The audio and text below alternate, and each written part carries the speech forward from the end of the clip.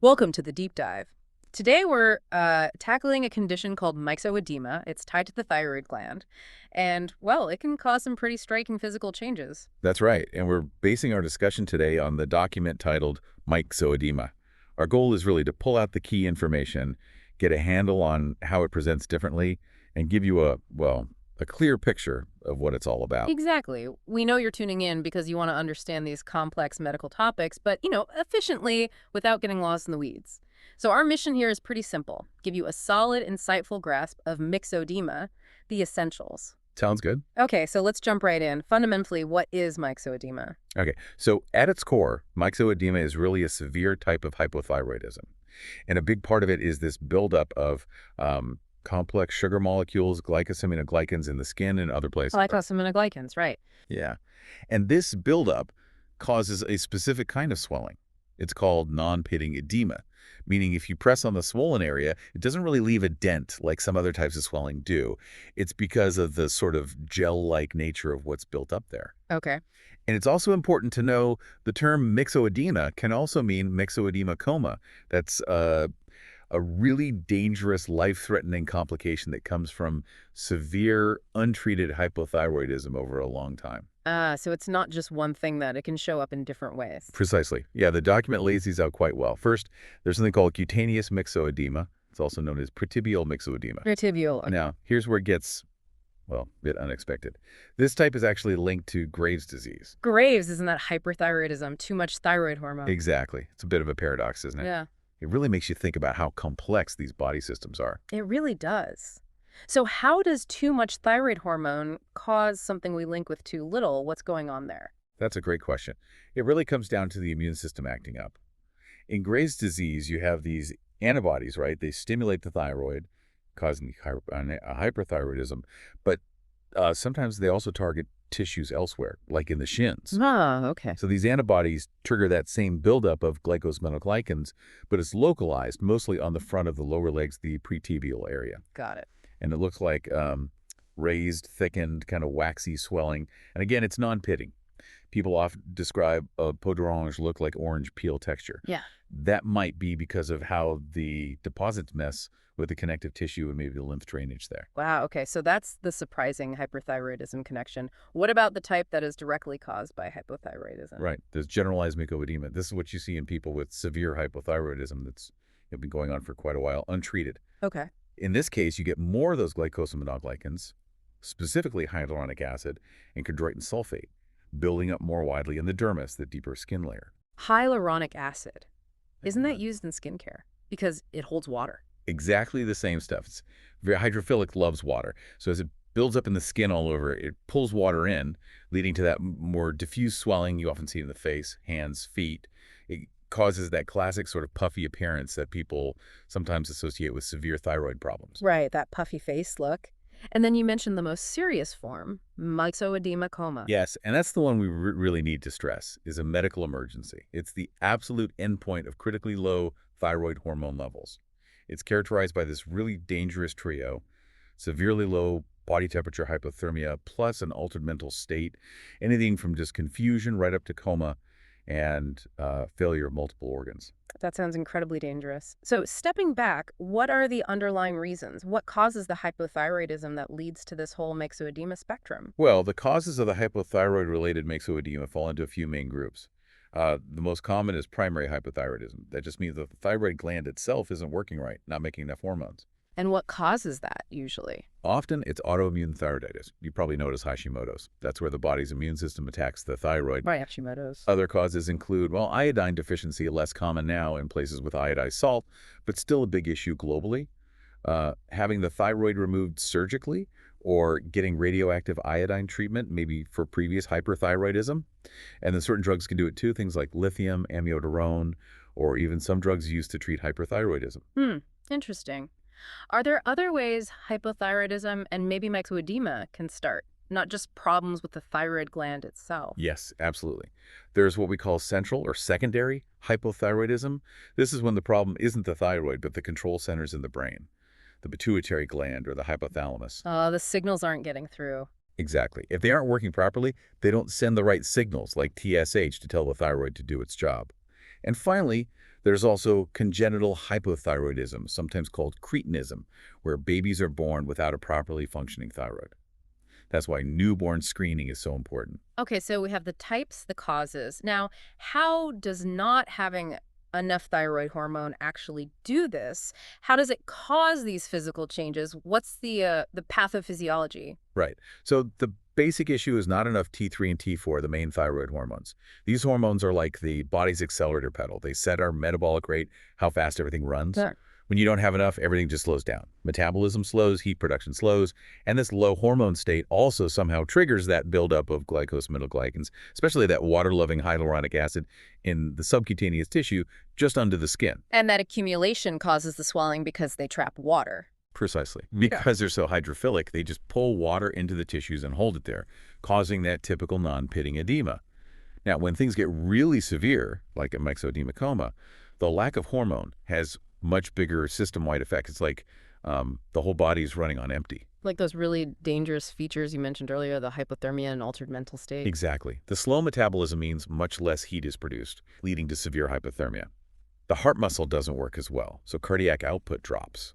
That causes the slow heart rate, bradycardia, and low blood pressure, hypotension. Wow. Brain function suffers too, partly from lack of oxygen and slow metabolism, leading to the confusion or coma. Even breathing slows down hypoventilation, which causes carbon dioxide to build up, leading to respiratory acidosis. And you can get electrolyte problems too, like low sodium hyponatremia, often because of something called SIADH, where the body holds onto too much water. And even low blood sugar, hypoglycemia, because glucose production slows down too. It's just a whole cascade, isn't it? Everything's slowing down to dangerous levels. So when someone has myxoedema, how does it actually look? What symptoms or signs would make a doctor think, maybe this is it? Well, the clinical picture can be broad.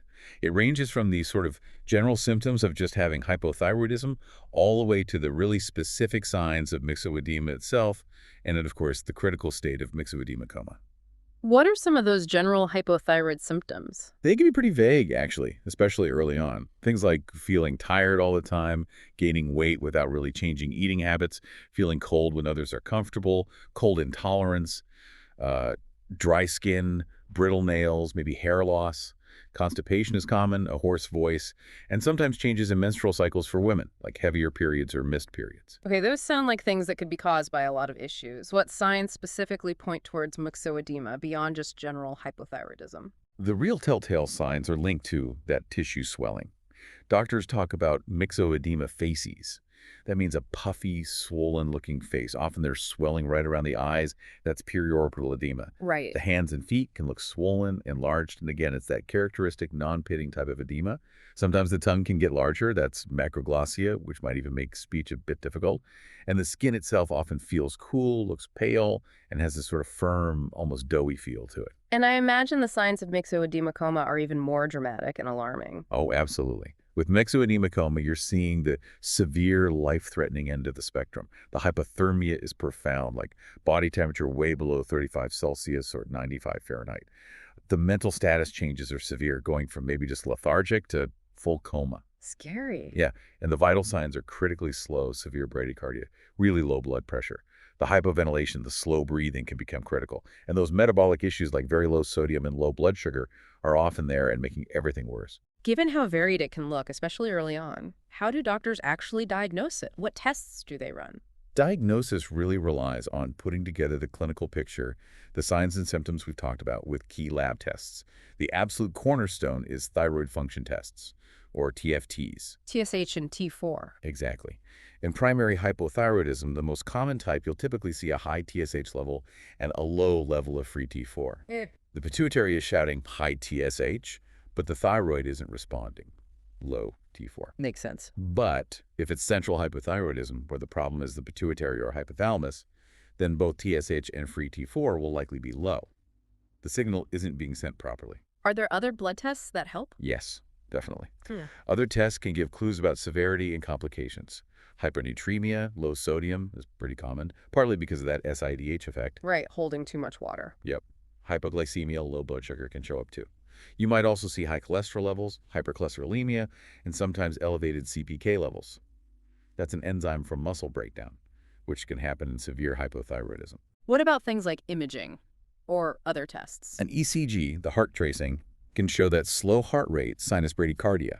It might also show low voltage complexes, meaning the electrical signals look small, and sometimes a prolonged QT interval, which can be a risk factor for arrhythmias. Okay. A chest x-ray might show an enlarged heart, cardiomegaly, or fluid around the lungs, pleural effusion. Mm. And if the doctor suspects a pituitary problem is causing the central hypothyroidism, they might order an MRI of the brain to get a look at the pituitary gland. So once it's diagnosed, how is myxoedema treated? I guess the approach must be pretty different for the chronic condition versus that emergency coma situation. Absolutely. Worlds apart in terms of urgency. For chronic myxoedema, basically, severe hypothyroidism that isn't yet a full-blown coma, the treatment is thyroid hormone replacement. The standard is levothyroxine, which is synthetic T4. Taken as a pill. Usually, yes, orally. You typically start with a low dose, maybe 25 or 50 micrograms a day. Then the dose is adjusted very carefully based on follow-up TSH tests, usually checking every 6 to 8 weeks at first, until the TSH level is back in the normal range. For most people, this is lifelong treatment. Okay, that makes sense for the long term, but what about myxoedema coma? That sounds like it needs immediate intensive action. It absolutely does. Myxoedema coma is a true medical emergency. It needs immediate hospital admission, usually to an ICU. Treatment involves a lot of supportive care right away. Like what? Things like making sure the airway is open, sometimes that means intubation, and putting the person on a ventilator to help them breathe. Rewarming is critical because of the hypothermia, but it has to be done passively and slowly, maybe with blankets, not active heating pads, to avoid causing blood pressure to drop suddenly. 4V fluids are given carefully, especially to manage that low sodium. And getting the thyroid hormone levels up quickly must be key too. Definitely. That's central. Because the person might not absorb pills well, levothyroxine is given intravenously, IV. Usually a larger loading dose first, then daily IV maintenance doses.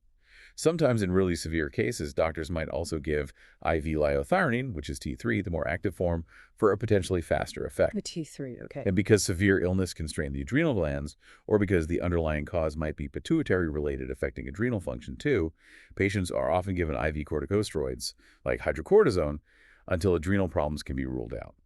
And of course, treating any specific complications aggressively. The low sodium, low blood pressure, low blood sugar. It sounds like a really complex, multi-pronged approach in the ICU. So thinking about the outcome, what's the prognosis? Does it vary a lot? It really does. For chronic hypothyroidism, even severe myxoedema, if it's caught and treated properly with levothyroxine replacement, the prognosis is generally excellent. People can live completely normal, healthy lives with consistent medication and monitoring. That's good news. It is. However, for myxoedema coma, the outlook is much more serious. Even with the best possible intensive care, the mortality rate is still quite high. Reports range from maybe 20% up to even 50%. Wow, 20 to 50%. That's It is. significant. Yeah, it really highlights just how critical it is to recognize severe hypothyroidism and get treatment started before it ever progresses to that coma stage. Early intervention is absolutely key. That's a stark difference in outcomes for sure. Really drives home the importance of diagnosis and sticking with treatment. Okay, so to kind of wrap up, myxoedema is this really severe form of hypothyroidism. It has distinct features, different types, including that surprising link to hyperthyroidism sometimes and this incredibly dangerous potential endpoint in myxoedema coma. Exactly. But the encouraging part is that for the chronic condition, treatment with hormone replacement works really well. That's the key takeaway. Recognizing the signs, understand what's going wrong in the body, and getting the right treatment promptly makes a huge difference, especially in preventing those really severe, potentially fatal outcomes. This has been, well, a really illuminating deep dive. It's quite something to see how one small gland, the thyroid, can have such massive body-wide effects when it's not working right. It kind of makes you wonder, doesn't it? Well, thinking about this intricate web of hormones and how thyroid problems ripple outwards, it makes you consider what other conditions that maybe look localized on the surface could actually have deeper systemic roots, like things we should be investigating more broadly. It's definitely food for thought, how interconnected everything in the body really is. That's a fascinating point to end on. The body's interconnectedness is always worth remembering. Indeed. Thanks for joining us on the Deep Dive.